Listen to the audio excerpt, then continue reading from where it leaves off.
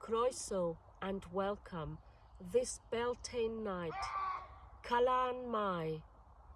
We are here at the grave of Dion Fortune, my particular guide and beloved. We are honoring her tonight after having had amazing Beltane ceremony with the goddess temple. And I wanted to bring some of the gatherings that I found on the pathway home to Dion, who is a constant guide to me, who helps me understand my seeings, my imaginations, my visions. So one of the things that I would like to offer her is a feather, because she gives me the inspiration of a beautiful mind.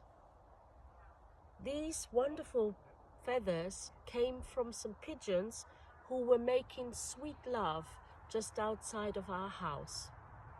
And I would like to offer her this particularly wonderful lilac, the white,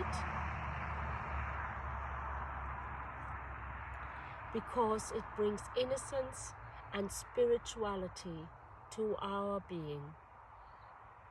And I have a little piece of lilac. I don't know if you can see the difference, but it is an offering to my beloved guide. This is a dark moon night, and it is a blue dark moon night.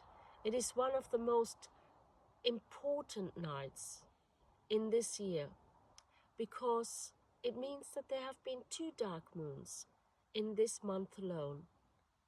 And Beltane May, Beltane, is an important part of who we are and what we do. It is the sensuality and the sexuality.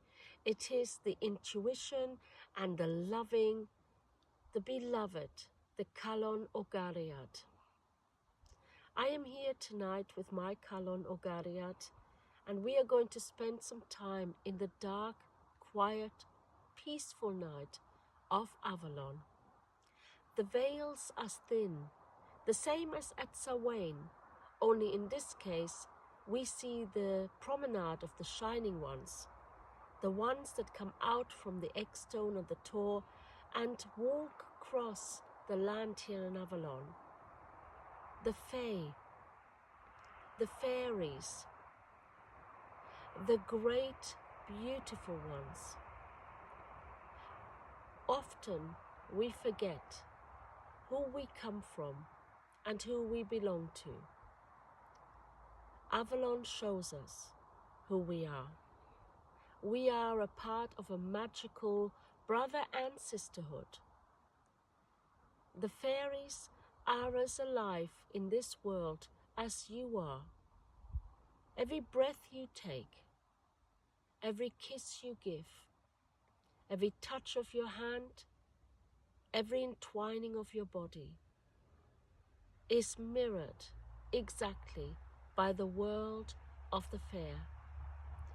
Just because many people don't see them doesn't mean that they are not there. They are real. They have their bad days and their good days. And I know for sure, as I speak to them, that they have days when they really detest humanity for all that we do in this world. But they also know that we have potential, that we have love, that we have the possibility of doing better than we are doing at the moment. There is always hope, there's always joy, there's always peace. What you have seen over the last few months from the Caradon crew is just a small taster of what it's really like to be a part of this sister and brotherhood. Being part of the goddess temple, being part of the goddess community worldwide, being part of the healing, being part of the celebration. Dion for me is a particular influence. That is why I honor her on this night. Whenever I have a problem, I come to her. And she has written a lot about the veil that separates us from the other worlds, from the astral realm. There is so much more than most people see. There is so much more to discover. There is so much more magic in the world than you and maybe others will know. Trust me when I tell you, when you come and you see, you realize how much there is to experience, to know, to feel. The joy of the world, the worlds, the realms between you and me is here for you. On this Beltane night, 2022, looking back at 10 years of Avalon, that I came here, a doubter. I wasn't sure whether this was going to be for me. In fact, I had all sorts of preconceived prejudices that kept me away from what I now know is my soul's bliss. Don't let other people steer you away from what may well be your soul's potential.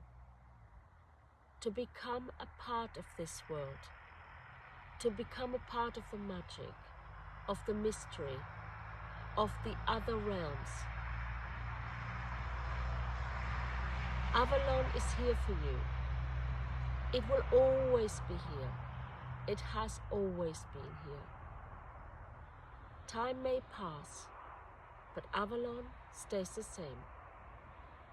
It will always be a sacred place, a sacred space, where you are home, where your soul is home. So mote it be. Blessed be.